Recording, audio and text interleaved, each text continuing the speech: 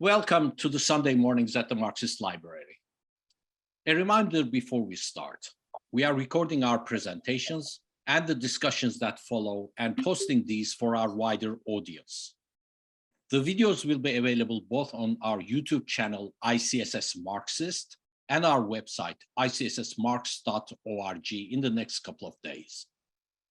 As the ICSS group, which stands for the Institution for the Critical Study of Society, we are a group of volunteers who organize the meetings and a larger group of participants who meet every Sunday to discuss world matters, politics, economics, environmental issues, people's and workers' movements, imperialism, neocolonialism, history, classes, and class struggles impacting the world and human societies around the world.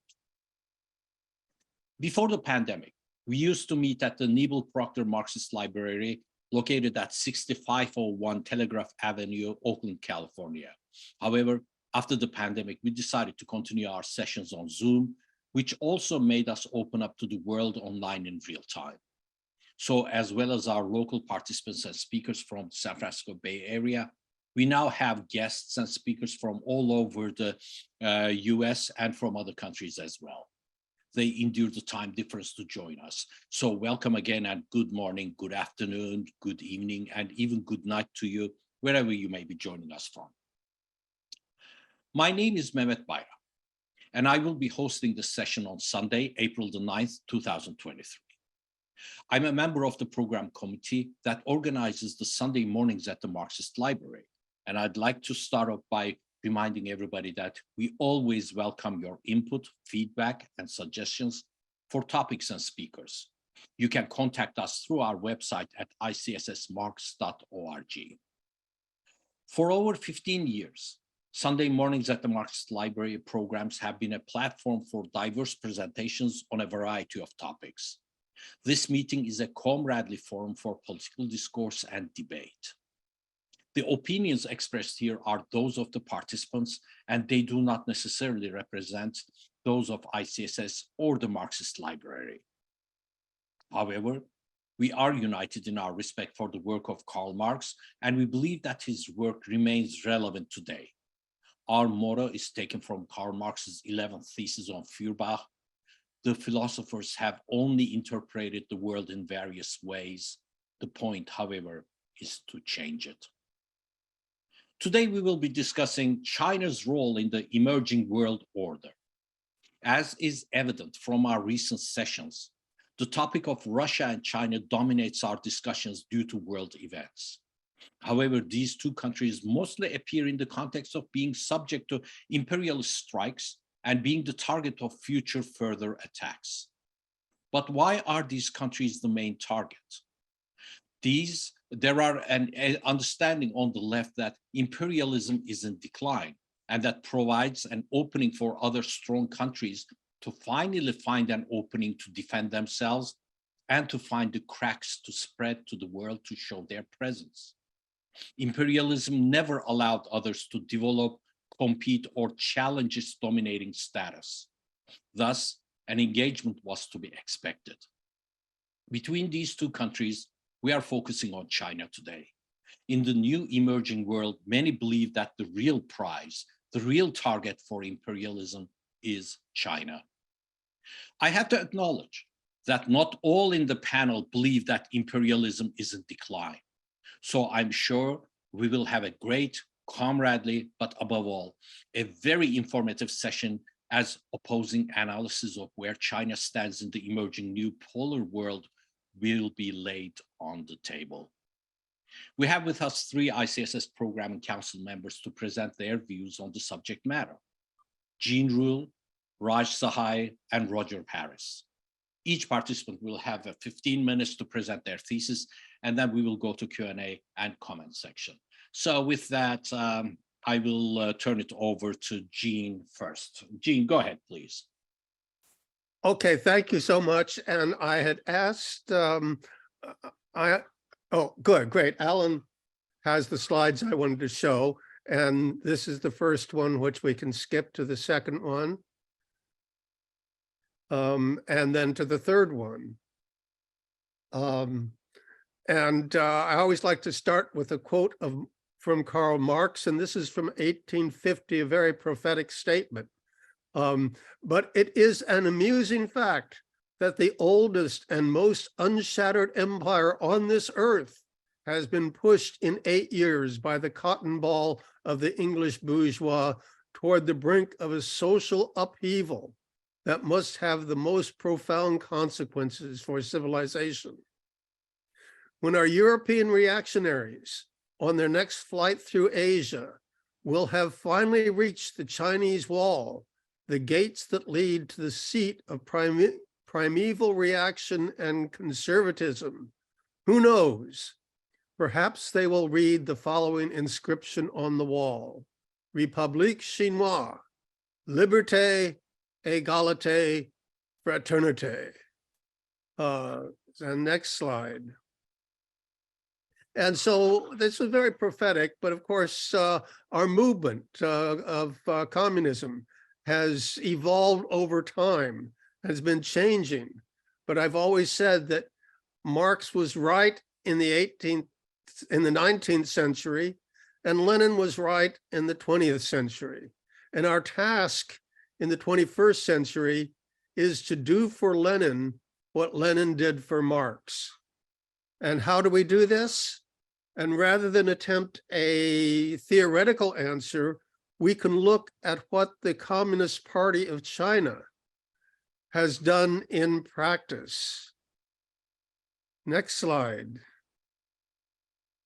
And to look at this, I suggest we look at the Communist Manifesto and one passage in particular, where he says that the communists turn their attention chiefly to Germany because that country is on the eve of a bourgeois revolution that is bound to be carried out under more advanced civilizations of European civilization and with a more developed proletariat than that of England was in the 17th and France in the 18th century. And because the bourgeois revolution in Germany will be but the prelude to an immediately following proletarian revolution. And if we take this phrase and simply substitute Russia for Germany in 1917 and China for Germany in 1949, again, we have a very prophetic statement.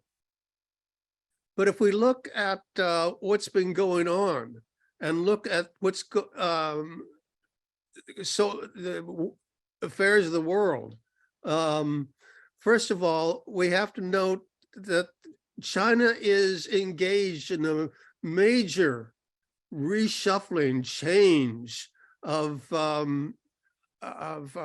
what's happening in the world. And just today, I saw an email to the effect that the war in Yemen has been resolved thanks to the intervention of Xi Jinping and the Chinese people, the Communist Party of China. So again, we see that this is going on, but I think it's important to understand the differences between 20th century Leninism and Chinese socialism with Chinese characteristics. And we can look at this with reference to Africa. Leninism, of course, we know what imperialism has done to Africa, but Leninism, when it went to Africa, led the revolutions throughout Africa so that they were no longer colonial states, but they were still semi-colonial states. But when China moved in, again, they made dramatic changes with the Belt and Road Initiative, building infrastructure and so forth. And other positive things that has happened with reference to China is peace initiatives in Ukraine and the Middle East. There is no military presence outside the Chinese borders, again, in stark contrast with the United States. And China is trying to build an ecological civilization engaged in reforestation and production of solar panels and other things to build an ecological civilization, and also that they don't see this as simply a Chinese endeavor, but they want to build a common destiny for mankind, which again is something that we need to pay attention to. Next slide, please. And we have to remember that there are these existential threats to humanity. First of all, there is the climate change due to our dependence on fossil fuels, and the threat of a nuclear annihilation, which I think is misspelled and I apologize for. But both of these threats are made in America, not in China. So next slide, please. So with reference to that, I just want to, since we are concerned not simply with interpreting the world, but also with change in the world, I want to kind of ring the bell of my own organization, Veterans for Peace, that has two national resolutions. First of all, Veterans for Peace urges the government of the United States to reject escalation towards global conflict and instead pursue peace, non-intervention, and cooperation with China and the rest of the world. Unfortunately, that Sleepy Joe in the White House isn't listening, but we still make that point. And the other one is hands off Taiwan and the South China Sea. We urge the government of the United States to withdraw all military and naval forces from the Strait of Taiwan and the South China Sea, re-examine US arms sales to the ROC, the Republic of China in Taiwan, and remember that the resolution of the status of Taiwan is the internal affair of the Chinese on both sides of the Taiwan Straits, into which the United States has no right to intervene. Next slide, please. So that's it. And I thank everybody for listening, and we'll turn it over to our comrade Raj and then Roger. Thank you. And that was only under 8 minutes. Yes, you did really well. So Raj Sahai. All right. No more flack.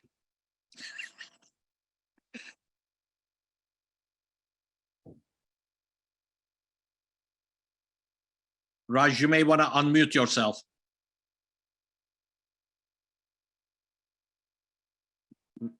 Raj, we can't hear you. Okay, can you hear me now? Yes, now, but you already spent 2 minutes. Okay, cut it out from my time. Okay, so I have five major points.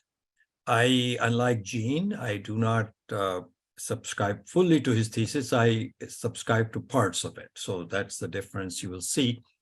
The first point is the rise. I will cover the rise of US imperialist power briefly. Second, we'll dwell on the demise of USSR and the decline of the US. Third is the rise of what I call Chinese capitalism, which is where I differ with Gene. Fourth is rise of BRICS and the emerging world order. And five is the rise of a multipolar capitalist world. So the first point, see, by 1918, let me turn on my face so you can see me just all as well. Let's see, start video. Okay, fine, you can see me now. Actually, I'm going to put away the slides now and move with so that you can stop. Okay, so stop share. So the first point, rise of US imperialist power. By 1918, US was already a net exporter of capital. And I'm going to proceed from what is the foundation of our analysis, which is Marxism and Leninism, not from what appears to us today, but from the foundations. So the foundation of capital is capital itself, means the word surplus labor that has been acquired. So the United States was as a complete capitalist country was an exporter of capital. By 1918, Britain had become indebted. So that's already set in the decline of British Empire, even though it was at the peak. So in World War II, just before that, US population did not want to go to war. They were very isolationist. Roosevelt spoke what is sometimes described as a noble lie. Noble lie means you lie for a good thing.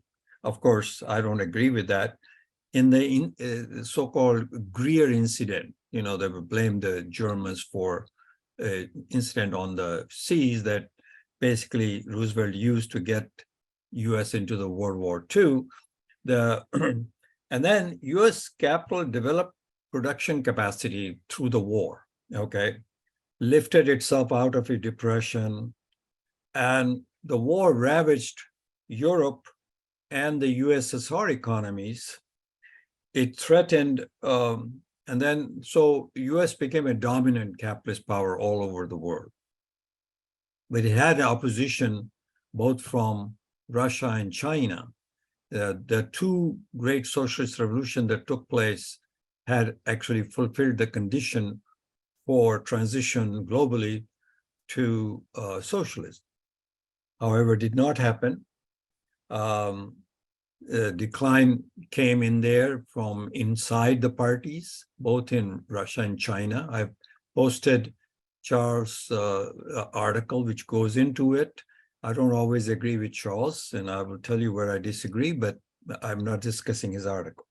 There's a lot there in that article. It's a long article. So US became the factory of the world, after 1945. My own father bought with his month's salary a radio, which was made by Ford Philco. It cost him a whole month's salary. But it was providing these commodities all over the world. So at the end of World War II, US dollar became the world's reference currency, pushing away British pound.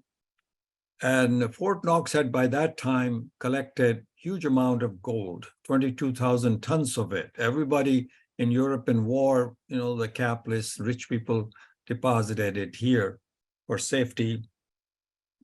And the US dollar had a $35 an ounce kind of backing from, and they said, anytime you want to turn in your dollar bill that they were spending all over the world, United States, you can come in and get your gold. And French were actually starting to cash in a little later, and there wasn't as much gold then as they had spread out. So anyway, what happened at the end of World War II, US emerged, and immediately it went into the offensive.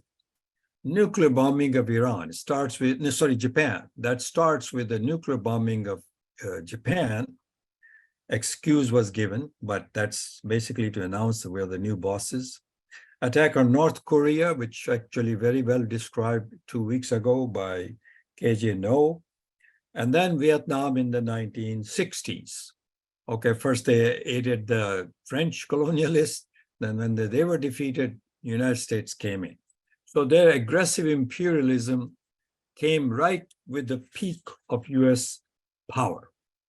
So I'll now go into the demise of the USSR and decline of the US. In the USSR, rather than solve the economic problems of socialism, outlined by Stalin 1952 book by the same name, Khrushchev turned to profit incentives in state enterprises, and a whole lot of corruption set in, and Charlie describes it through corruption. And we had our two speakers who talked about how the shadow economy developed, which eventually overthrew capitalism, socialism in USSR. So, but here's from 45 to 73, here's the contradiction. US was accumulating capital, making profits, its profit was 25% at the end of Second World War in the capital. But by 73, it had gone down to about 15%. 15% is very shaky grounds for profit rate. So, so at this point, United States had to do something. Now, why does it happen? You know, all those who have studied 3 volumes of Capital, they know the contradiction lies on one hand, accumulation of capital, on the other hand, profit rate. The accumulation capital have a tendency to drop the profit rate, and between the two, you can't resolve it. This is an unresolvable internal contradiction which they try to overcome. So, United States tried to solve it first by infrastructure building like the highways, and then Great Society program, Keynesian solution, spend a lot of money, it also got the people to support their imperialist war, the working class of the United States, after they crushed the Communist Party of United States. So once again, so what happened was by 73, capitalism got into the imperialist stage as Lenin describes it, particularly in the United States, but globally. I mean, it's a global phenomenon, but never happens evenly everywhere. So countries now talk about power. Power is not the same as capital. Power of a country to be able to get others to do what you want, which is in the interest of your ruling class, which is capitalist class in the United States. It could be working class. If you have a working class or ruling class, that would be different. But in the United States, so there are 3 dimensions to power: economic, military, and ideological. Ideological means your ability to persuade others that what you're doing is also in their interest. Okay, the socialists say that when the workers have power, it's not just for the workers of one country, it's for workers of all countries. Okay, that's their ideological position. Capitalists said, well, freedom, democracy, equality, that was theirs. So it's the one that Comrade Jean displayed. That's actually the French Revolution slogan, right? Which is the rise of capitalism. Okay. Because of the rate of profit of US capitalist production is now low, and it fluctuates up and down, but it is not in safe territory. So we're back pretty big time. And in the meantime, there's also the rise of Chinese capitalism. Now, I know comrades here not all agree, but this is my analysis. So Mao's China built socialism from 1949 to 76, no question about it. Mistakes were made, horrible mistakes were made, but the drive was in that direction. People got their benefits. Their production happened in communes. Economy wasn't so bad. Progress happened. But then Mao died. And Deng Xiaoping, who was sent away as a capitalist ruler, garnered support of others, which is how it happened in Russia. And then he moved towards capitalism slowly. First, by disbanding the commune, village commune. There were problems in village commune, but rather than fix those, he went to what is known as a responsibility system. And then by 89, when they wanted to move towards greater, industrial socialism in capitalism, workers revolted. They came to Beijing, and that's the significance of Tiananmen. Tiananmen were college students, but a lot of workers were killed. And that's when the party implemented this economic reform. And then US capitalists became primarily, but also Western capital in general was applied. That's the essence of neoliberalism. And China became US and Western factory. Workers were working for basically start with American thing. They, in return, they got technology transfer, true. So, but the development was capitalist. And remember, it is the mode of production that decides what system you have, not the will of the party or a person. Okay. So in the famous statement of Deng Xiaoping, black cat, white cat don't matter. What matters that they catch mice. Well, his cats were the fat cats to be, the capitalists. Some of them came from the party itself, others from outside.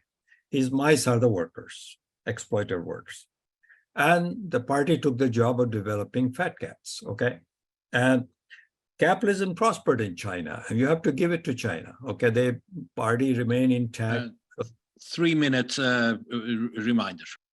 Okay, so Chinese GDP in 2021 was 18 trillion, US was 23 trillion, measured in US dollars. But if you measured in purchasing power parity, Chinese actually is higher, okay? It's 27, over 27 trillion. Now, the share of private capital in China in production is about 60%, 28% in what is known as state-owned enterprises. But the state-owned enterprises also run capitalist basis. So it's a mistake to think them as socialist. They are not socialist. So in the 2010, somewhere in the 2000, Chinese capital has also reached monopoly stage. Okay, but what it doesn't have is the military power and ideological power. It cannot convince workers of the world that what they're doing is in their interest. So ideological power is not there. Okay, consequently, China uses nationalism as you can see, a 100-party thing. If you can find a single word of workers' rights or workers' power anywhere, I challenge you. It's not there. Chinese nation is what's described. Okay, now that's about 2001 onward, there's a group of capitalist countries began to form an association called BRICS, started with BRIC. Today, they have, so it has, as you know, who they are, Brazil, Russia, India, China, and South Africa. Together, their total GDP is now roughly the same as the G7 in purchasing power parity terms. Some people don't accept that, but really, if you stay in dollars, dollar value is really not a real value. It's trumped up value, it's by control. So with the deep retreat of communist ideology, nationalism has risen, and of course, same in India, same in Russia, so I'm not, they're the same. Now, it's true, Saudi Arabia now is kind of trying to make some kind of adjustment with Iran, with China's help. That shows the power of China. Okay, China's emerged as a power, but this power is not a socialist power, in my opinion. Okay, so then multipolar world, what is China is using John Mearsheimer's term is the Godzilla in the BRICS. You may want to start wrapping it up. It's already been 15 minutes. Thank you. Okay, so the new world order is undoubtedly emerging, expedited by Ukraine war, which is a proxy war. And so I will finish by saying just 2 points. The two huge contradictions that capitalist system are periodic economic crisis, which we continue to see, and periodic wars leading to deaths of millions, destruction of wealth. Added to third, continuously, and China is now the biggest polluter, is environmental and ecological crisis. Okay, so this is what they bequeathed on our next generation. Only a socialist revolution that upends capitalism will solve the dangerous and gloomy future that the world's people face today. And the starting point for that, and here I disagree with the people like Charles and others who just say appeal to workers. I'm saying the first step would be the defeat of US imperialism. And then we'll have a multipolar world of capitalist class and open the door for the next development. Thank you. Okay. Thank you, Raj. Next, we are going to Roger Harris, and mic is yours, Roger. Unmute yourself, please, if you can. Yes, thank you very much. And happy Easter, happy Passover, happy Ramadan, happy whatever happiness of your choice. And thank you, comrades, for your presentations. Like Gene, I will start with a quote. And this one is from Antonio Gramsci, the Italian communist, his prison notebooks. And he described the current period, or the period of the death of the old order, yet the new order has not yet completely emerged or merged. And quote, the crisis consists precisely in the fact that the old is dying and the new cannot be born. In this interregnum, a great variety of morbid symptoms appear. Three morbid symptoms, particularly, I want to underline. One, and Raj mentioned this too, is the implosion of the Soviet Union. I think we underestimate the importance of that defeat for the working class. And part of that underestimation is due to an underlying anti-communist ideology that's pervasive in our society. Concomitant with the implosion of the Soviet Union was the end of the socialist bloc. And with that, particularly the role of socialist solidarity. You may recall that Russia actually was instrumental, for example, in Latin America, in floating Cuba and raising Cuba up. Now, China gives Cuba life support, but it does not give it the social solidarity support that it needs to succeed. And also concomitant with the implosion of the Soviet Union, not exactly in a temporal sense, but in this broad period that we're in right now, is something that Raj mentioned. And that is that China has now become completely integrated into the world capitalist market. Number two, the importance of recognizing that the US is the sole imperialist superpower. The centrality of US imperialism is a very important touchstone for understanding the world situation today. There is elements of rival imperialisms, but the centrality of the US imperialism should not be underestimated. And for example, in the Ukraine conflict, it is important to recognize that it doesn't matter that the thought that the Ukraine conflict is simply a competition between US and Russian imperialism and the working class has no stake in Ukraine is incorrect.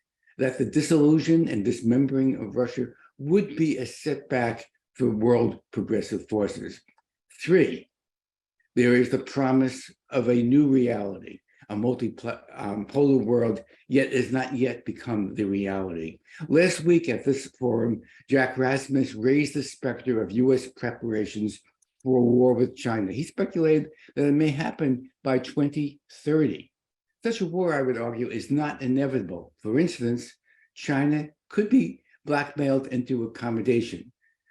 Realize that the United States is, in the words of Diana Johnston, batshit crazy enough to risk nuclear Armageddon. Remember how the United States was the first country and only country to drop a nuclear bomb on Hiroshima. They made some very feeble excuses, the United States, for that bombing on military grounds, completely bogus. But even those excuses evaporated 2 days later when the United States bombed Nagasaki. That could only be described as capricious recreational genocide. And that is what the world is facing right now if there were a conflict with China. That conflict is becoming more and more real. In 2016, the RAND Corporation, which is a semi-governmental think tank, had a study that was actually sponsored by the US Army. And the name of that study is War with China, Thinking the Unthinkable. At the same time, here in the United States, domestic opposition to war with China is completely absent at the elite level. For the first time, there isn't one dissenting Democrat about the preparations for war. And this is an incredible and very disturbing development. At the same time, at the levels of the masses of people in the United States, the peace movement is moribund. I would argue that the US imperialism, its nature has not changed, but in this period, its tactics are evolving in three ways. One is the end of Pax Americana, the American peace. At one time, the United States took upon itself the responsibility of imposing absolute monarchies, for instance, in Saudi Arabia, to create stability in that part of the world. That is not happening anymore right now. What the United States is promoting throughout the world is jihadism in the Muslim world and chaos everywhere, rather than stability. We see the new models of development that the United States imperialism is promoting in Haiti, in Afghanistan, in Libya, et cetera, et cetera. And we've also seen US imperialism dismantling international nuclear peace agreements. Two, sanctions. The United States has sanctions on 40 plus countries in the world. That's a third of humanity. From promoting so-called free trade, we now have gunboat diplomacy by the United States to close trade, closing markets rather than opening markets. The United States, paradoxically, is imposing a self-imposed boycott against itself. And three, the US is, and Jack Rasmus mentioned this as well, that there is an attack on the US dollar. But ironically, it's the United States that's leading that attack.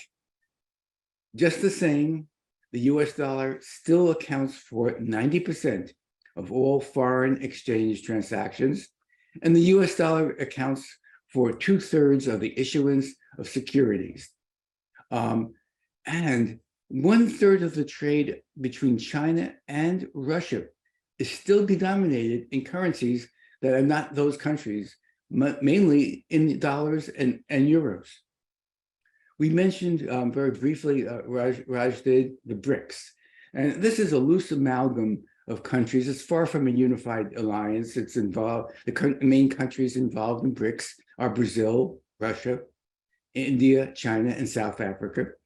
But we have to look at how loose this amalgam is. Brazil, most recently under the leftist Lula, or the putative leftist Lula, reversed the policy of the rightist Bolsonaro and now condemns Russia for its action in Ukraine, uniting with the Biden White House in the United States. Another troubling development with the BRICS, and again with Brazil, is that the Brazil, and this got very little international coverage, the United States very recently co-sponsored with Thailand war games practicing the invasion of China. 21 nations involved in those war games, and Brazil, a member of BRICS, was involved in that action as an observer. India, which is a member of BRICS, is also part of a military alliance called the Quadrilateral Security Dialogue. It's also known as the Quad, but it's better known as the Asian NATO. This is an anti-China military alliance, which is led by the United States, which brings up the topic of NATO. NATO is much more than just an alliance. NATO is a unified imperial army under US command. In a way, when a country joins NATO, they've given up their sovereignty. They've given the keys to the car to the United States military command. NATO is now expanding. It's hard to picture a United States that is declining when its imperial arm, the NATO, is expanding. particularly now with the inclusion of Sweden and Norway on the borders of Russia, which is traditionally, those countries were traditionally neutral. In addition, NATO members in the last year or so have ominously increased their military expenditures in terms of a percent of GDP, and they have taken on a greater reliance on buying military equipment from the United States. Another area that has been somewhat underreported is the emergence of Japan. Japan is now becoming the third largest military power measured in military expenditures after China. And Japan is an immediate neighbor of China and in the US alliance. So in conclusion, I would say, how would we know that when a new world order has begun to emerge? And I would argue that the metric that we have to use to recognize the emergence of a new world order has to be the metric of the material conditions of the oppressed people of the world, of the workers and their allies, the popular classes. It is important not to confuse the aspirations for a new world with the reality of the present world. So I would suggest that while we're looking forward to a full multipolar world, it might be premature yet to celebrate that. 3 points. One is that the world is changed. It's more volatile, more unstable, and greater disorder. But volatility, instability, and disorder are not the same as advances for the popular classes. Still, the condition of workers is decreasing, the material conditions of workers and their allies. 2, due to the failures of neoliberalism, which is what I would call the current form that capitalism takes, due to the bankruptcy of the liberal in the United States, or more broadly, the social democratic model, a populist right has emerged internationally, not just with Trump in the United States, but or Bolsonaro in Brazil. But look at Modi in India. Look at the new head of Italy, a woman who openly says Mussolini was right. There is a major resurgence and emergence of a right insurgency. And 3, in conclusion, I would make the argument that as socialists, we must not abandon the goal of socialist revolution. But we also should recognize that in the last half century, there have been no socialist revolutions. Further, that there are no socialist revolutions currently on the political horizon. And also that the existing countries that are striving for socialism are all, without exception, struggling for survival, retrenching, and being forced to adopt neoliberal remedies against their own will.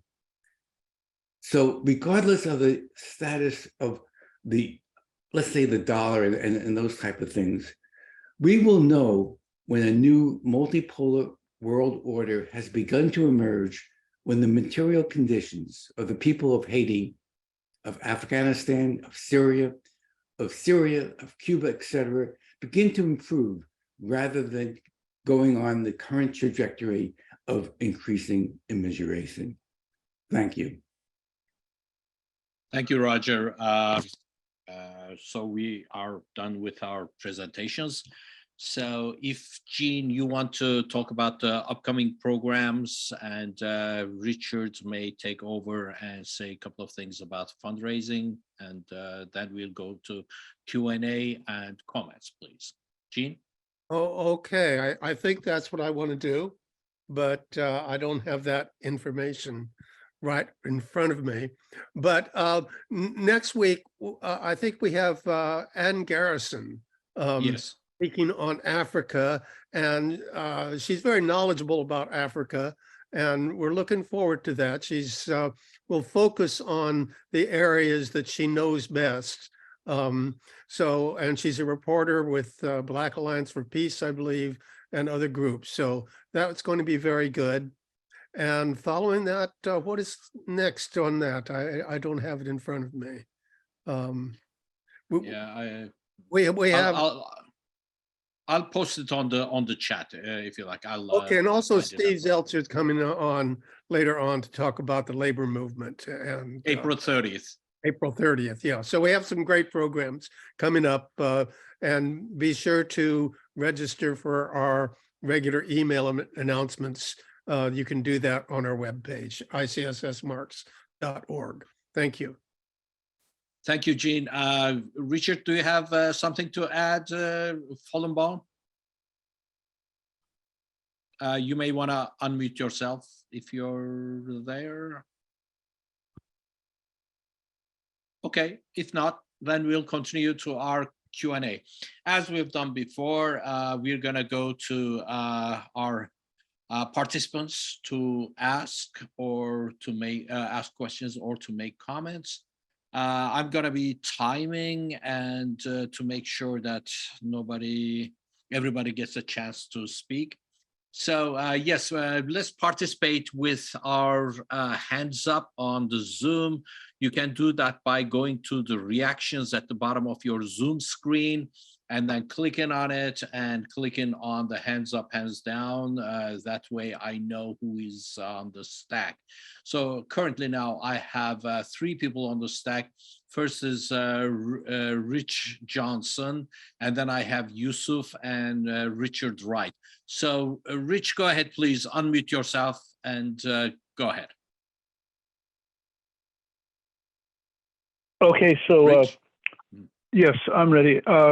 So I want to be my typical, I want to thank our 3 presenters today for presenting their views in a clear, organized way. I'm not certain that they're comprehensive. I think everyone tried to be relatively comprehensive in a very short time. But I want to thank each one of Eugene, Raj, and Roger for being as clear as they could in this short time, summarizing their views on particularly U.S. imperialism, and then, of course, Raj in particular on China, and Roger's clear delineation of the Latin America in particular, but I think in a way speaking for all of the smaller countries, trying to keep your head above water. I mean, I'm paraphrasing, not using Roger's words, but I just really appreciated the presentations. I will think about them for weeks. So thank you very much. Carry on.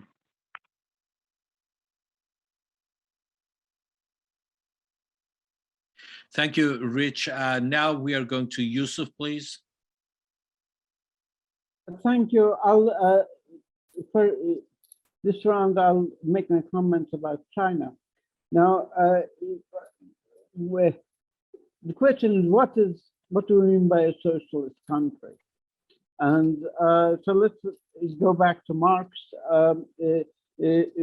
Marx, socialist revolution occurs in an advanced capitalist country where there's a high level of technology and production and productivity. You go to the dictatorship of the proletariat, where a working class state power is seized in the name of the working class. Socialism is economics. It's the state planning dominates the economy, and this leads to communism. Again, when I high level of production and productivity is met. Now, it didn't occur this way.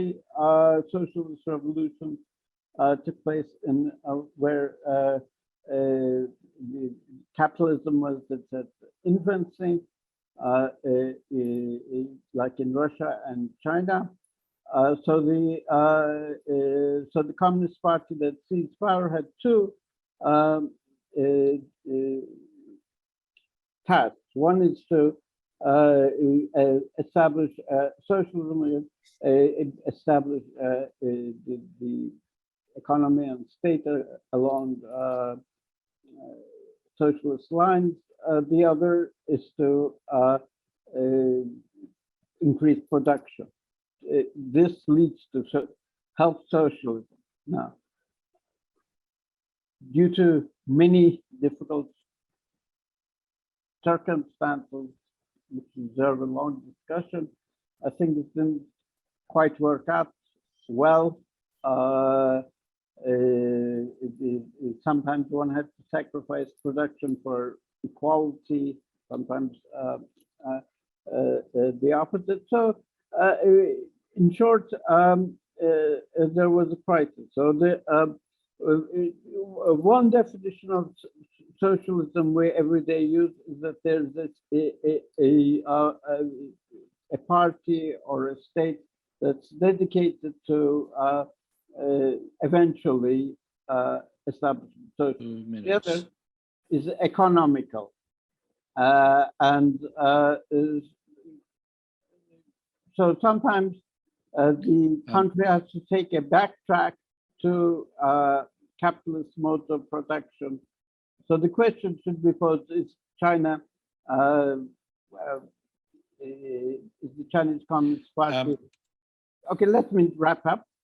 This is admittedly long.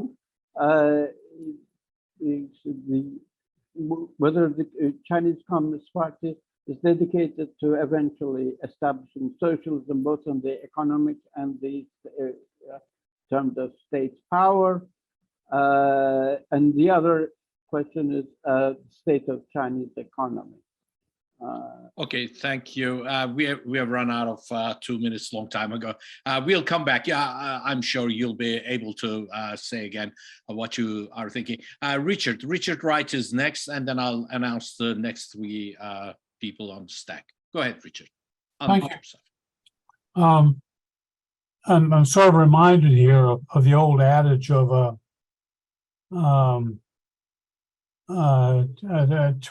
to a hammer, everything looks like a nail,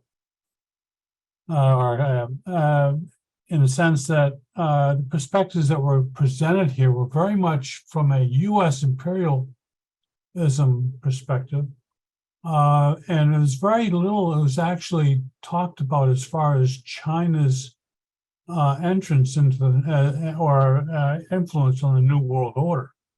There was a lot of history. There was a lot of some of which, actually a lot of which I agree with.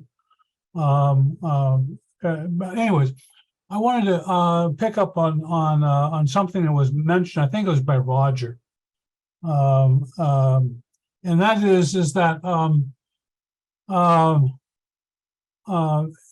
that we witnessed the collapse of the Soviet Union, and along with that went a lack of a model for us of what a socialist country could look like.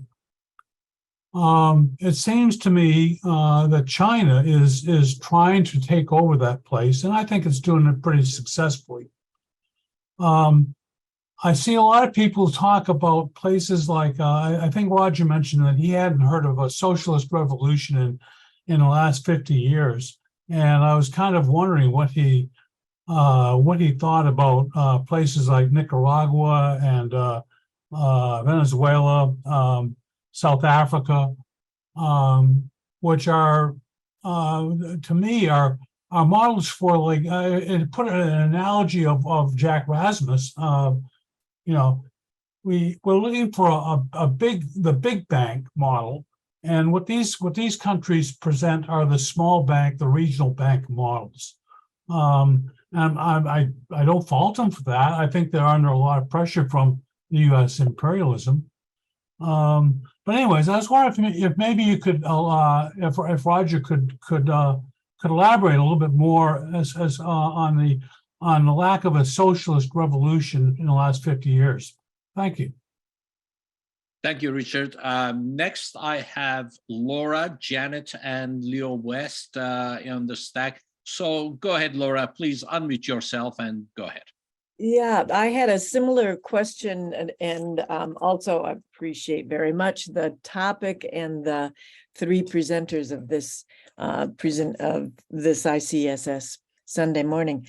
I also had a question about revolutions within the past 50 years, and I was thinking of Venezuela and other countries in Latin America that have tried, but because I think of the power, particularly the sanctions, but even before the sanctions, Venezuela was put under, for example, a lot of pressure by, I mean, just the fact of fracking in the US and bringing down the price of oil, which they were in the process of improving the material conditions of Venezuelans through the use of the profits from oil.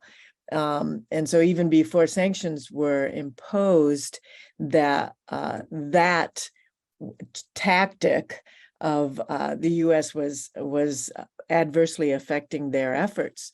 But so I had a question about that, whether you would count those attempts at revolution via electorally. And also, are there some countries in the world where the material conditions are improving? And I would say Nicaragua and China. Aren't the material conditions improving for people basically in China? And Nicaragua, it's happening despite the fact that in Latin America, there are at least three, and I think also Haiti, there's Venezuela, Cuba, and Nicaragua that are sanctioned by the US, but they have food sovereignty. And so I also had a question about China. Is it food sovereign? Nicaragua has 80 to 90% ability to grow its own food. And I'm wondering about the material conditions. Are they improving in China, Nicaragua, any other countries? And what do we think about the possible electoral revolutions that were happening, especially in Latin America, if the power of the US had not been used to thwart them as much as they had? Thank you, Laura. Maybe we can go back to the panelists because there are questions being asked. I don't know how we should do it. Any of the panelists want to answer? I'm going to give them a chance. Usually we allow the panelists to go on as much as they want, but today we have three panelists, so I'm going to limit their time to maybe about 3 minutes each so that we have a dialogue going on.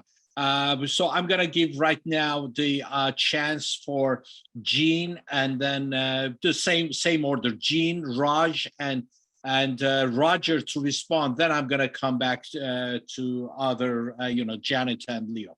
So go ahead, Jean, you first.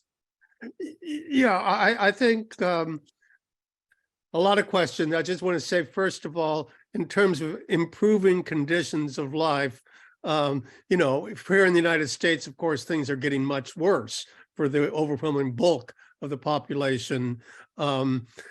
But in China and other areas where China is involved, they are providing employment, improving the conditions of life with the Belt and Road Initiative and so on. So I think that's important. I think also, again, on the nuclear threat, again, I think we need to understand that, immediately after dropping the bombs on Hiroshima and Nagasaki, United States turned to start to threaten his former ally, the Soviet Union, that at that time did not have nuclear weapons, but that didn't stop the United States from threatening them with nuclear annihilation. And the other thing I wanted to stress in terms of resistance to US imperialism, and it's absolutely true, that the Democratic Party has no one, I don't think, that is opposed to U.S. imperialism. But curiously, there are Republicans that voted against, the U.S. enterprise. So curiously, it's not a matter of we look to the Democratic Party, but the Republican Party does have some people who are, opposed to U.S. involvement in Ukraine, although I'm not sure they'd be I gather that they're be quite willing to sanction a war on China. So it's U.S. politics are, to put it mildly, a mess. But I'll have more to say, but thank you. Thank you, Gene. Let's go to Raj now. Go ahead, Raj. Yeah, 2 points I want to quickly answer. One is that what Roger was saying is about multipolar world. Multipolar capitalist world will be more contentious, more tense, and not fair. I agree with him on that. So that's perfectly agreed. But I mean, that's where it's headed, and the United States trying to prevent it as the great big military power with lots of controls on finance, etc. So both are bad options, but I'm saying first order of business is defeat of US imperialism.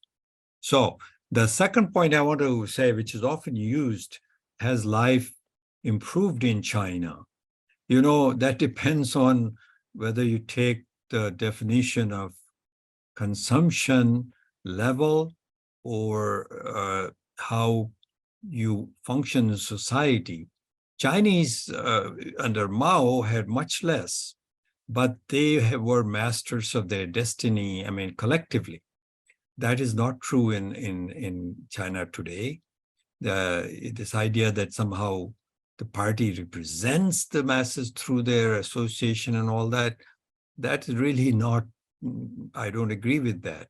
So I think the quality of life, which, I mean, enormous amount of pollution of China occurred in this capitalist development. Same thing is going on in India. I'm not separating. So that's my answer, that you have to look at what Marx never said, that you continuously get poor. You lose power, workers lose power as capitalism rises against this class, and they're able to completely control your life, or very largely control your life. That's it.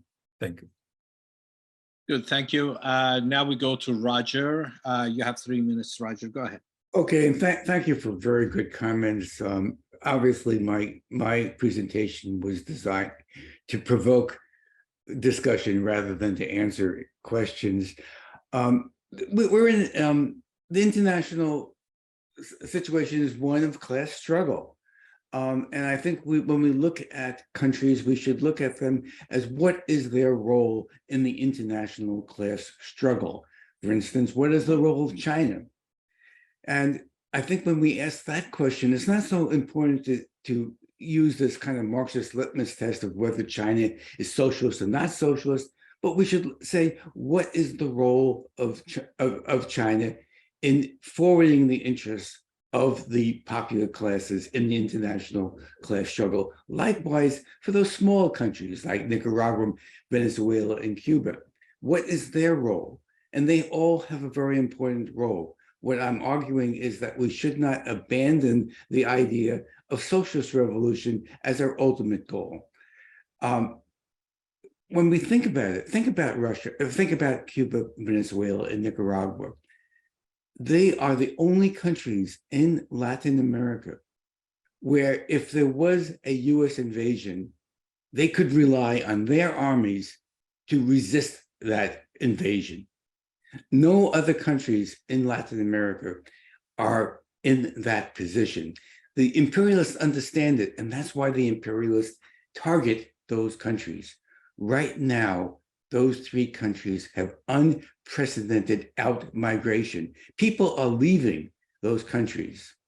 And I'm working in solidarity with activists in those countries. So I'm hearing that the people are leaving are not necessarily dissidents.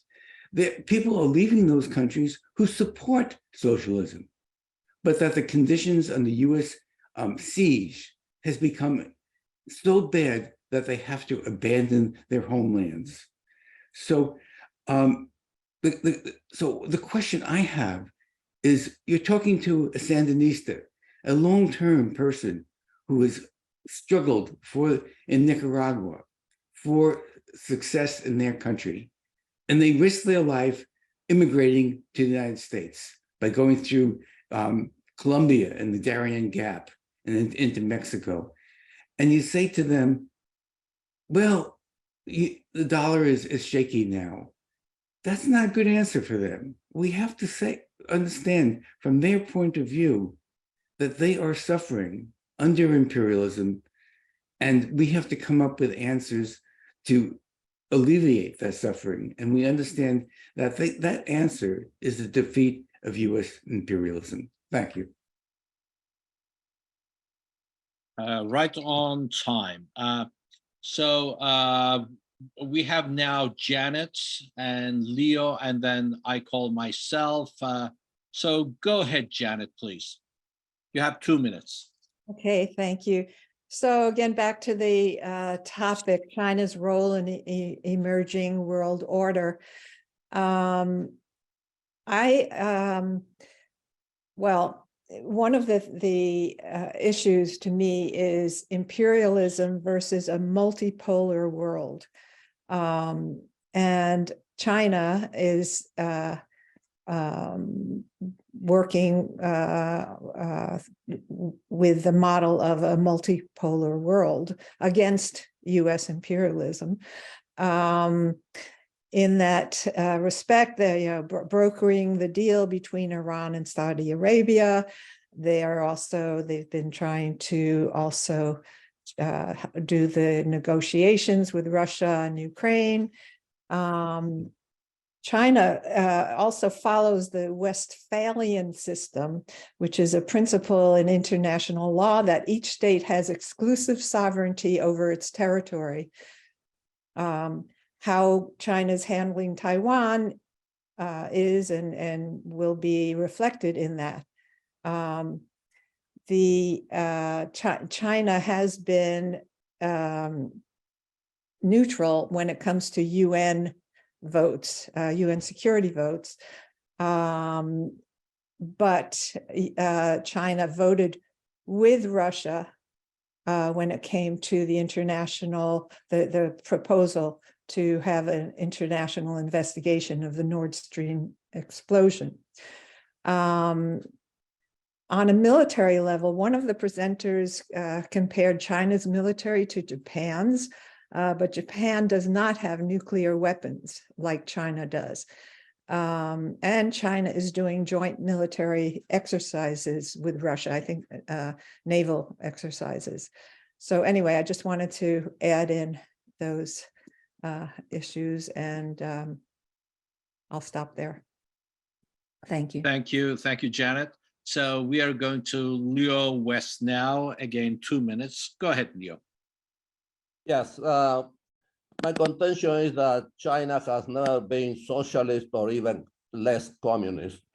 What Mao revolution installed was a popular front composed and expressed in the Chinese flag of 5 stars that represent the proletariat, the intellectual petty bourgeoisie, the peasantry, and the bourgeoisie, which Mao called the good landlords. So China currently is seriously compromised in confronting US imperialism. For the US corporations are inserted into the Chinese economy, and for the China has huge investment in the United States economy.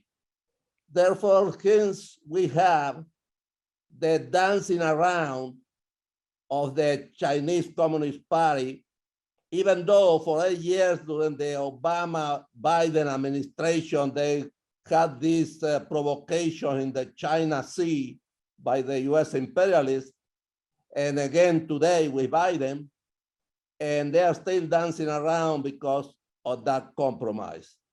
That's my contention. Thank you, Leo. Maybe I can squeeze myself in before going back to the panelists, and I'm going to time myself as well. Yes, it is true that China is brokering peace in Africa, here in their Middle East, trying to Ukraine, it is trying.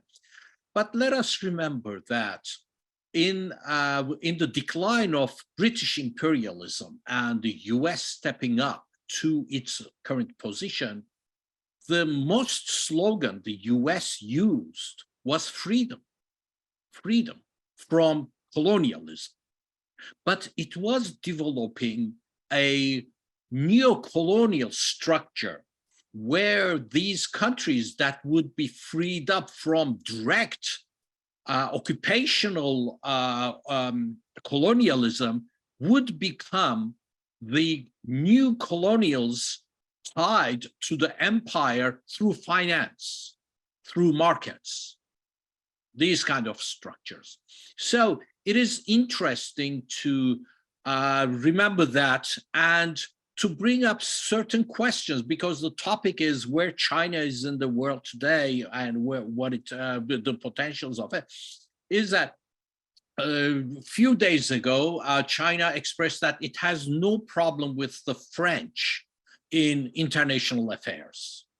Also, in Africa, Namibia, China has investments, but these are not simple investments.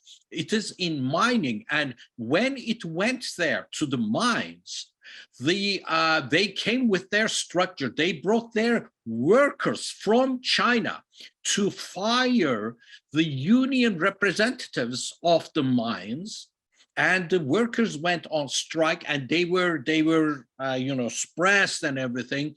And in situations like this, what do? Is it the country that, not like Namibia, it is future? Is that what we are looking at? Or is it the workers' rights? What it means, these investments mean for the workers in that country? Maybe the panelists could answer that. But one last thing is that I agree 100% with Roger, is that we should not forget the fact of the socialist revolution, because there is no other way to break this whole chain of events and progress without the revolution, socialist revolution. So let me then stop there, and should we go? Yeah, Eugene, let's go with you first, and then we'll go down the line in the panelists.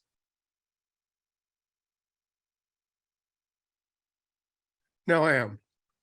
Yeah, again, thank you. And again, I agree on the need for socialist revolution, and how to do that is not entirely clear.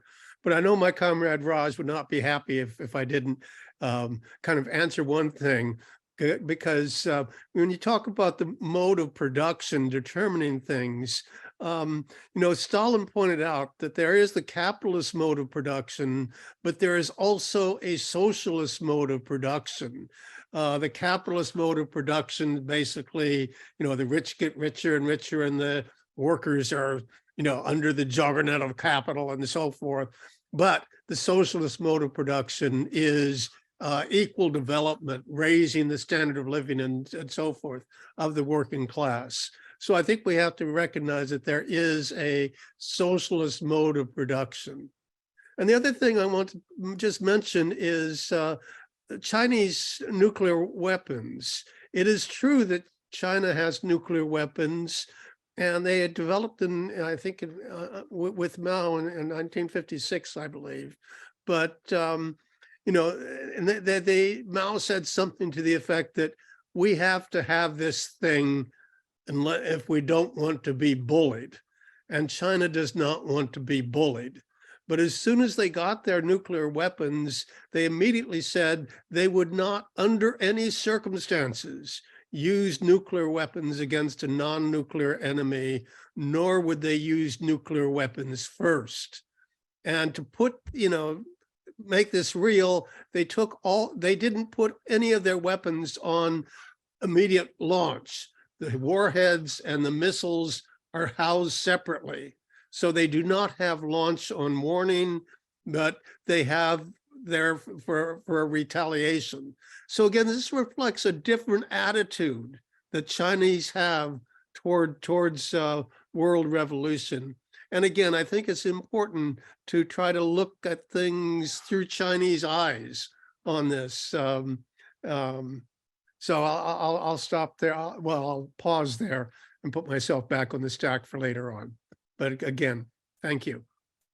Yeah, thank you, Gene. The participants and the panel could look at the chat as well. I've seen a couple of questions there. But going on, Raj, yes, go ahead, please. You have the 3 minutes. I think the main determinant that capitalism is not based on how good the person is. I mean, if you're a good capitalist, you will no longer be capitalist. Okay, that's what happened to petty bourgeoisie often, because they feel for the workers and then they go out of business. Now, capitalism is only when you squeeze the workers' profit out. China's leaders cannot do anything else. Once you have capitalism as a mode of production in China, which nobody, I think, can argue now that that's vast majority. I mean, in fact, it's all of it. Maybe margins, the state enterprises are also capitalist. They follow the capital rule. They have to. There's no such thing as now. The difference is Stalin's model of socialist industrialization was not the same as China's. They developed it. Nobody, no party member, no leader of, no manager of the enterprises had high salaries and could become a capitalist. There was no such thing. There was stealing, etc. They stole something, got punished, sometimes didn't get punished, and that kind of thing. But that's not the case with China. It's purely capitalist development. How can China behave socialist, that means in defense of workers of the world, at the same time exploit workers? This contradiction cannot be resolved within that system. Sorry to say. Okay, thank you, Raj. And now we're going to go to Sharat. Sharat, you have 2 minutes, please. Go ahead. Unmute yourself. Yes, so thank you all for these very analytical and great presentations and this discussion. I just had a very basic question, and that is, you know, we have in the last few years, within the last 5 years, in fact, and certainly no more, you know, we've made this this transition from globalization, where U.S. and China were you know, very furiously investing in each other's economies. The global economy was becoming more and more integrated, and then we are seeing now a reversal. And I mean, I see this as it's reached a point, a quantitative point where the U.S. imperialism now feels threatened by the rise of Chinese capital. But I want to know what is your analysis as to why we are going through this transition from globalization to decoupling, and why is it happening now? Thank you, Sharat. Yeah, good question. Before I go to Sharon, would any of the panelists want to jump in now? Or, okay, it looks like Raj wants to answer, and then I have Sharon waiting in the queue. Thanks. Go ahead. Okay, but I can also wait. You want me to go? Okay. If you don't mind, yeah. And then I have Roger, maybe he wants to answer, then we'll go to Sharon. Sorry, Sharon, let's have the panelists. Sharon's question is very relevant. And the thing is, 2008 and 9 revealed the Great Recession, revealed basically in the basic contradiction between the process of accumulation on one hand, which is what capitalism seeks for, and the profit rate being high enough to sustain it. They are contradictory to each other. And that matured by 2000, actually 2001, but it was sort of displaced, and again 2008 and 9. And this is a global economic thing. So now the question is, destruction of capital. Who's going to want to destroy their own capital to return to this so they get at each other's throats? So that's why this rising contention, and the United States want to maintain its hegemony, which means its capitalist under its wing must continue to make profit at the cost of other capitalist powers, China primarily, but India and Russia and others. So that's the contention, in my opinion. Thank you, Raj. Roger, if you want to comment, Yes, you have 3 minutes as well. Sure. That's a very good question. Why are we seeing a decoupling? Another way of putting it is, why are these capitalists not acting like good capitalists? We saw that in Germany, where the Germans, rather than saying, hey, we want to buy Russian gas, said, no, we want to buy US gas that's 4 times the price. Why aren't they acting like good capitalists? That's a big question, and I think we need to nibble on that question. But I think it takes place in the context of an emerging situation where the world is moving toward a huge war between the United States and China, and each side is sort of consolidating its forces. But that doesn't completely answer why the capitalists are not acting like good capitalists. Why the United States is, rather than saying let's open up markets, has decided that a third of humanity can no longer trade with the United States. Very good question, and one that we need to address. Thank you. Thank you, Roger. Then we're going to Sharon now. Sharon, go ahead, please. 2 minutes. Thank you. I think that the Chinese that international capital is acting like good capitalists. I recently had the opportunity to talk to a Chinese professor who is an expert on labor in China, and he pointed out that a lot of the international investment in China, and especially from the United States, has gone elsewhere because they're looking for cheaper labor in India and other places. So there's a decline in foreign investment in Chinese enterprises.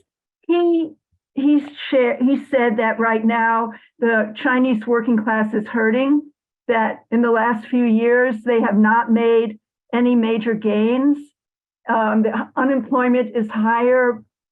People have to go back to the countryside, and the growth has slowed down considerably, et cetera. And I think it's important to tease apart the different aspects of that. And I don't have the answer to that, but one thing, of course, is the pandemic. And so I think as the world emerges from the pandemic, we can then see whatever measures come up and as how bad things are, because you have to discount what's happened in the last 3 years to some extent, although a new pandemic could certainly emerge. And are we prepared? Is the world prepared? I don't know. The other thing I wanted to say is I really think that Roger is correct when he said that we underestimate the impact of the demise of the USSR. And I think as socialists, it behooves us to look more deeply into what happened. My question is, was the demise of the USSR inevitable? I waffle on that question. Sometimes I think, yes, it was inevitable given the Second World War. But I think it's extremely important if we're ever going to build the peace movement again in the US, which I think is imperative, we have to understand history a whole lot better. Thank you. Thank you. Now we're going to NY. Please go ahead, unmute yourself. Hi, my name is Nian. Sorry, No, I usually okay. just put this name. I think if we want to get out of individual countries, also the capitalist versus workers, employed versus employer, this kind of concept, and then look at a little bit for how our world exists in terms of national relations. China started develop because it think it's too poor at the beginning.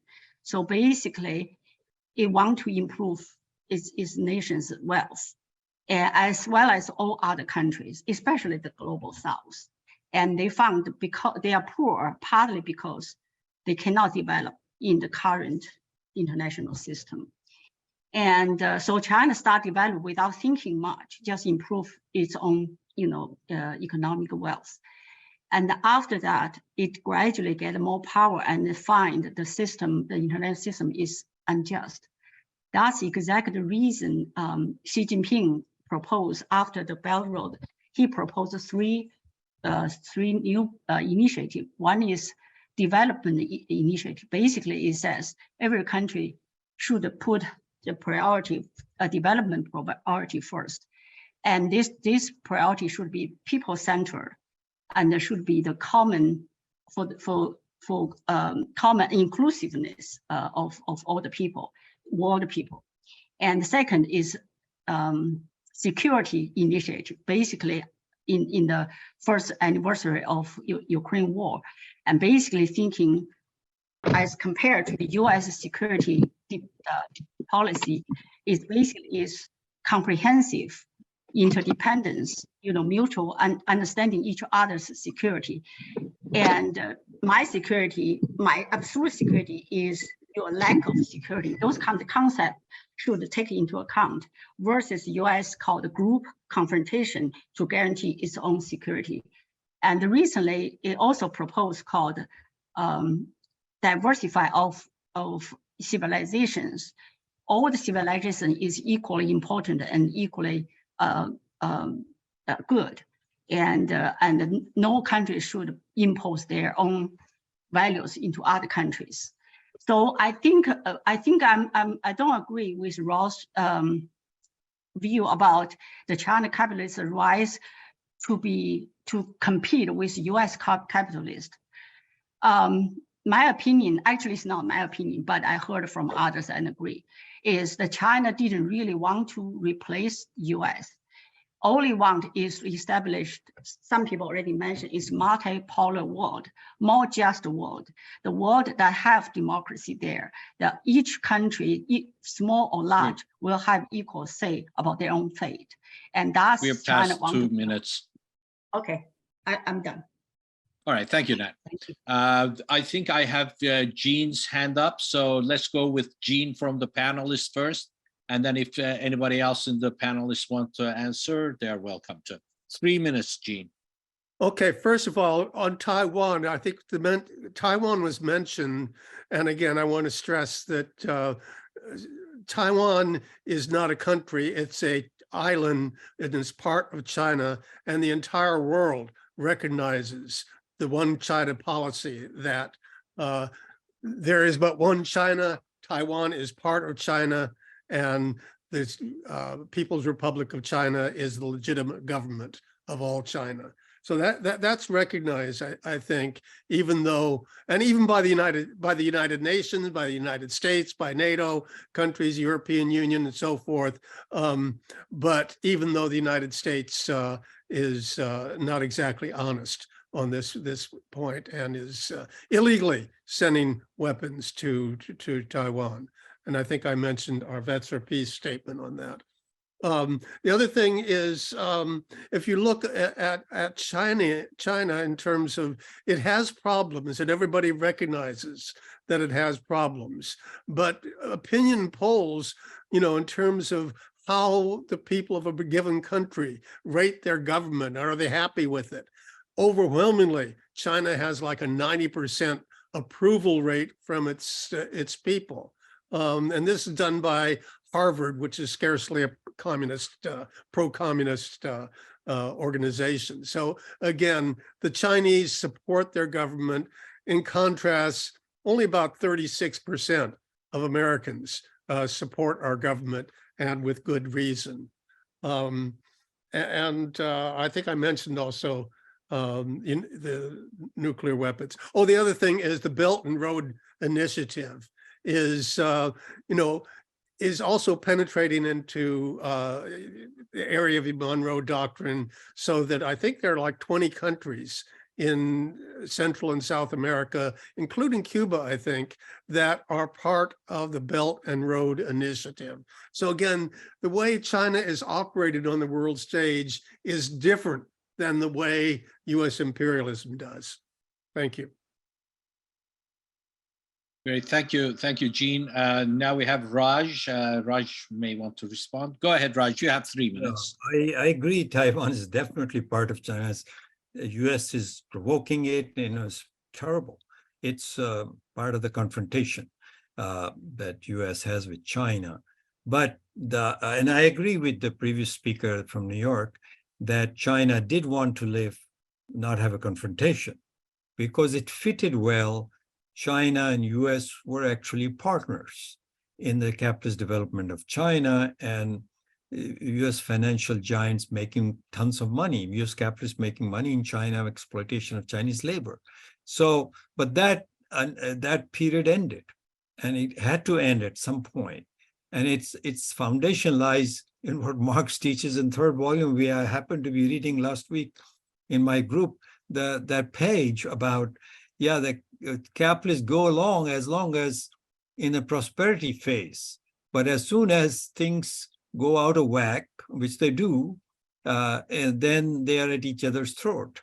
So that's what's going on. And it does not, in terms of approval of people, when I came in 60s, US working class approved of their government too. That was in prosperity phase. So prosperity phase, China got because of US markets. Same thing you can say about South Korea, which is not a socialist country. Nobody says that. Standard of living rose, and people approved of their government for a long time, even though it was a terrible government. I'm not saying Chinese government is terrible. I am saying that even the intentions, I'm not saying Xi Jinping's intentions are not good.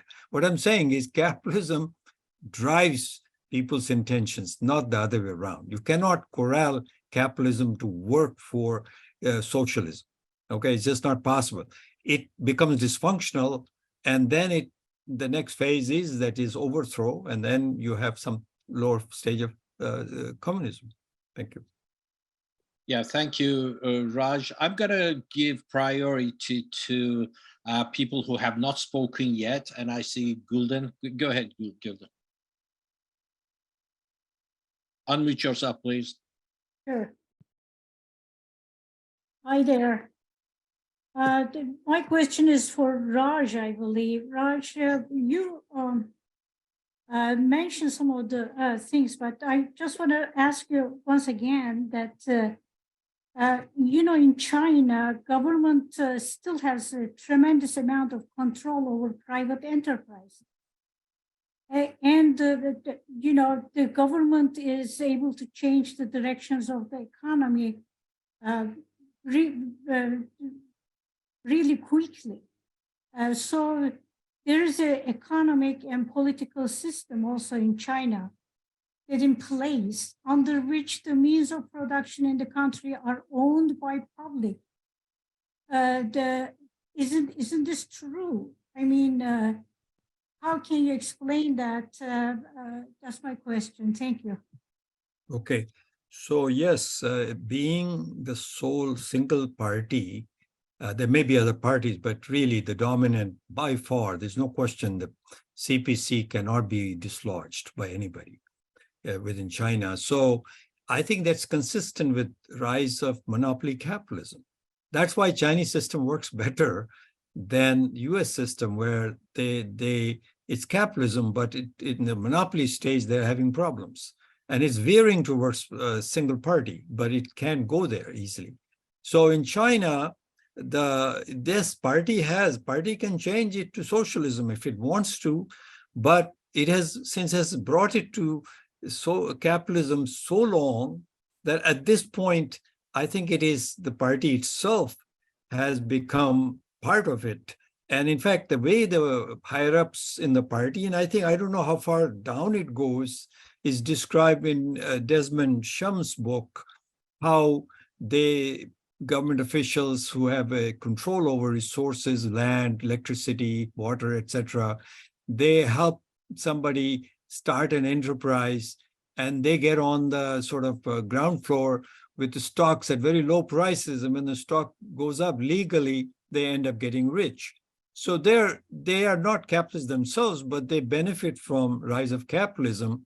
And the worker standard of living are rising, sure. I mean, that happens under capitalism because the US was a big market, and whoever sold to the United States open market,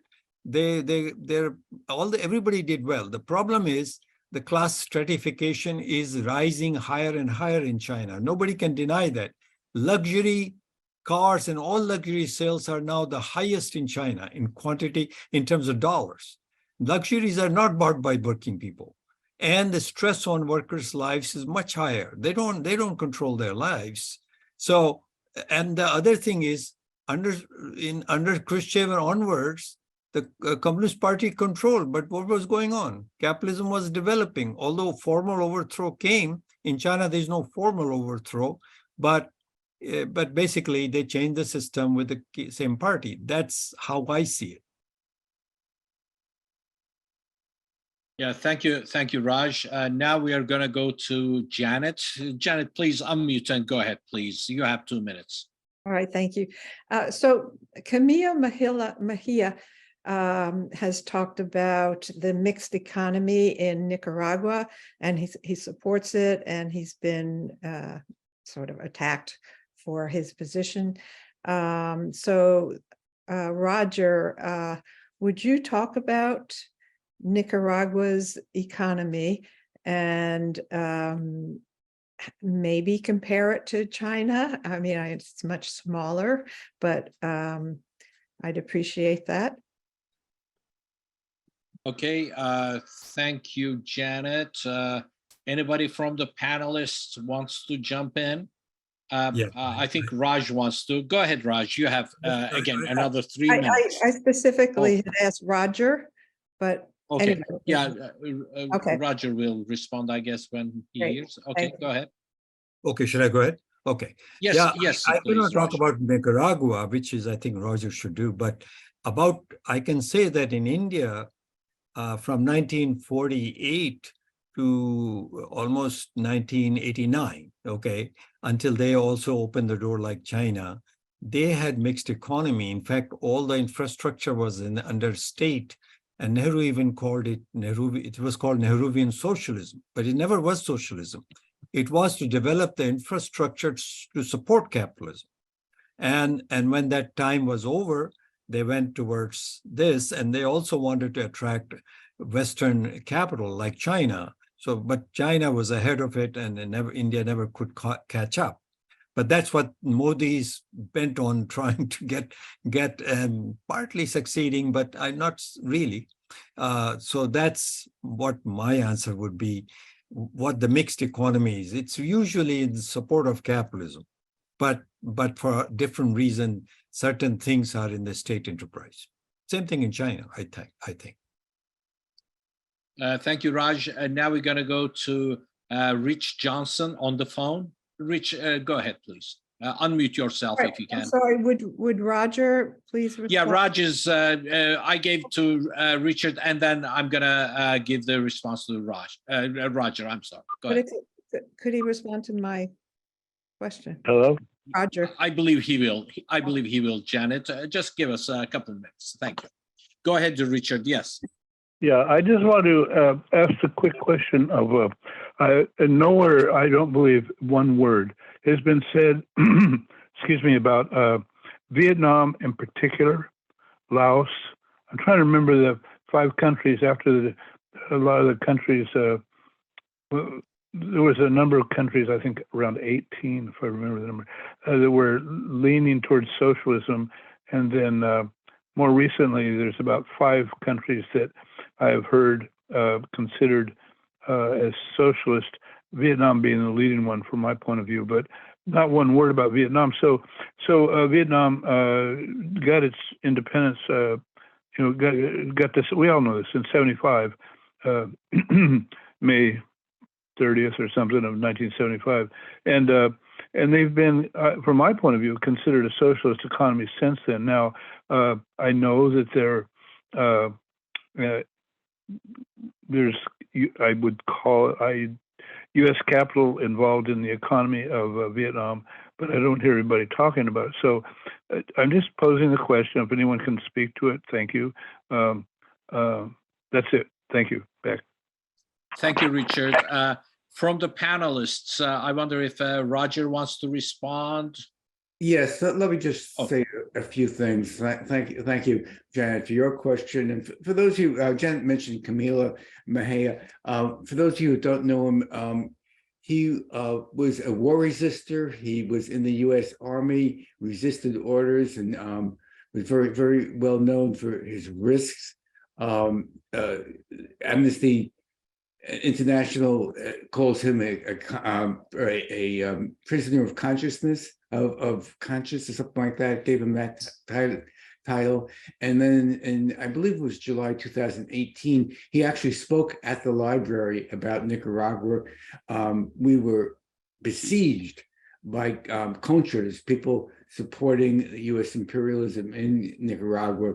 And we actually had to hire professional security to get him out of the library after his talk, him and his daughter, safely. The situation in Nicaragua is similar to the situation of many developing countries. They're striving for better conditions, and Nicaragua is absolutely amazing in terms of what it's succeeded to do. Its success comes with a price, because the United States has labeled Nicaragua an imminent threat to U.S. security. Now, obviously, it's not because it's a military threat, but it is a threat of good example. And the United States is doing everything it can to prevent that good example from succeeding. So there is a mixed economy, but like all mixed economies, it's a compromise situation between the interests of their own capitalists and the interests of their own workers and other popular classes. To go into a comparison between that and China is probably a little bit above my pay grade, or at least I would have to prepare quite a lot for that. But thank you for raising that question. Thank you, Roger. Now I'm gonna go to Yusuf and then give the panelists time to respond. Go ahead, Yusuf. Thank you. Actually, thank you, Rich, for your question about Vietnam. Vietnam, the Vietnam's comrades make it clear. Well, it's called the Socialist Republic of Vietnam, but they make it clear that the present system is not socialism as they want it, but it's a necessary stage to increase production and meet needs of the people. And they have learned, I think, some of the difficulties of China, and have limited the role of the capitalist, of capitalism. So they say that yes, our present economic system is not socialism, but it's to increase production, and we'll take measures in the future to increase the socialist sector and establish socialism. This is what they say. So, I don't know. They have a recent statement I haven't read. It may contain new developments. I don't know. Thank you, Yusuf. Gene, I think, had his hand up. Go ahead, Gene.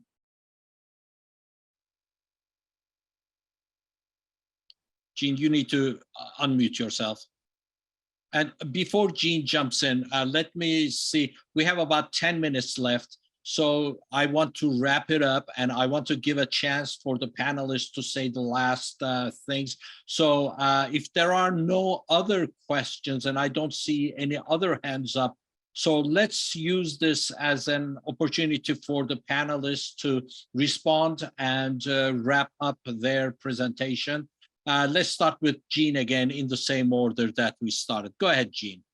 Well, I just want to say a couple of things. First of all, North Korea is kind of a pariah among even people on the left. But I remember it was something to the effect that when Che Guevara visited North Korea, he said it was a model for Cuba. And again, it is a socialist country. It's explicitly and has never backed down. They've never tried to appease US imperialism. So I just wanted to mention North Korea, and also wanted to mention the prevalence of racism here in the United States. I think I remember Mehmet at one point saying that Turkey was a country founded in genocide. And you want to talk about countries founded in genocide, let's look at the United States. This is clearly what we've done. But there's also, this lingers in the form of a very prevalent racism, not only against Black people, but also against Asians and Asians Americans. Let's not forget the Chinese Exclusion Act going back to 1872, I believe, where, it was, criminalization. And this is true of Chinese Americans that live, across the bay in Chinatown. There are people in Chinatown, Chinese Americans, who are afraid to go out on the street because they will be attacked by racists. So this is very, something we have to acknowledge about the United States, and it's something we have to resist. But I think I've already kind of made enough summary statements. I really appreciate the discussion, my co-panelists and everyone else, and Mehmet for doing such a great job of keeping us all in line. Thank you for that. So I will yield whatever time I have left, but thank you so much for putting this on, and thanks everybody for joining in the discussion. Thank you, Jean. And now let's go to Raj. Okay, so I agree with Jean and others, and Roger and others in the who are participating, that the rise of capitalism in Europe, which is Britain, France, Netherlands started it, but I mean it's this then expanding all over the world through colonialism is the most brutal thing was done in the world. And the ideology of racism was necessary to do this kind of plundering and then converting that into capital and then running capitalism and dominating everybody. Britain did it, okay. Germany tried to rise through Hitlerism to do it, couldn't do it. United States emerged, it did its part in the Western Hemisphere, now globally. So, and everything, all the lives of socialist revolutionary countries were miserably, they're miserable because of this pressure. They were faced annihilation. So I don't deny that Russia, China, Vietnam all face this US Western imperialist pressures, threats, military domination, killing of people. But unfortunately, communists and socialism cannot be built any other way but to sustain it. I think it was possible to sustain, it seems like in Russia, USSR, it was possible to China, maybe harder in China, but it was possible. Mao's revolution had not failed. And there was development of society. If you look at it, the indexes of development were very high. Vietnam is a little more defense. Vietnam, which was ravaged by America so badly, which China was earlier. So all of them had reason. But unfortunately, to reach the goal of communism, the struggle is very hard. So, but that's what humanity will do, I believe, in the end. Thank you. Thank you very much, Raj. So now for the last panelist, we go to Roger. Please, Roger, you have 3 minutes. Okay, thank you, Mehmet. Very briefly on Vietnam, that's one that we really should try to discuss more because it's a very complicated one situation. As probably those of you who follow that fairly closely, you know that Vietnam, I believe the last time that Vietnam was invaded, it was invaded by China. And the Vietnamese, their position, at least of their political leadership, is and this may have changed very recently because there's been exchanges at the Communist Party level between China and Vietnam. But the position that Vietnam has had in international forums is that China is the main danger rather than U.S. imperialism. And Vietnam has talked about allowing the United States to have a military base there. So that situation, it hasn't been resolved. It's a very fluid situation. From the point of view of an anti-imperialist struggle, we would want Vietnam and China to see themselves as natural allies, but that has not completely developed. On the issue of socialism, yes, socialism is the goal, but it is the ultimate goal, or socialism leading to communism maybe is an ultimate goal if we get really theoretical about it. But we really have to be involved in supporting and in solidarity of our everyday struggles. And that means those countries that are in the crosshairs of imperialism, they need our solidarity more than ever. I'm encouraged by this discussion because this discussion, I think we had some very interesting issues that we raised, but I think we all have a unity about opposition to U.S. imperialism and seeing that as the scourge to humanity, and that is what needs to be changed. It's particularly important because we live in the belly of the beast. Thank you. Excellent last words. So we are going to close it now. We have like about 3 minutes anyway, but we've come to the end of the discussion. So Raj, if you don't mind, please stop the recording and we'll see you next week. Thank you a lot for all.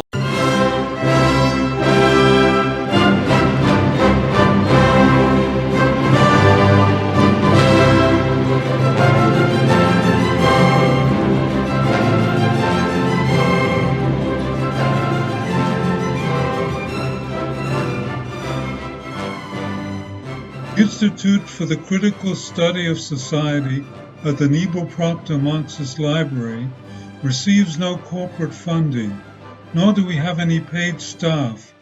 We rely on the support of working class folks that share our commitment to the socialist legacy of Karl Marx. We continue to need funds to meet necessary expenses.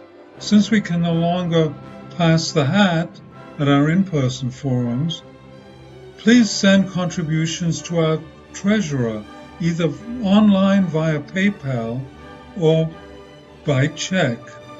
The PayPal ID is ICSS Sunday, SUNDAY, @yahoo.com, and the name is Richard Fallenbaum. And checks may be made out to Richard Fallenbaum and sent to him at 1225 Nielsen Street, Berkeley, California, 94706. Fallenbaum is spelled Fallenbaum. To donate directly to the Marxist Library, send a check to the Niebel Proctor Marxist Library at 6501 Telegraph Avenue, Oakland, California, 94609, or directly or donate online at www.paypal.me/npml. For information, write to npml at marxistlibr.org, and the website is marxistlibr.org.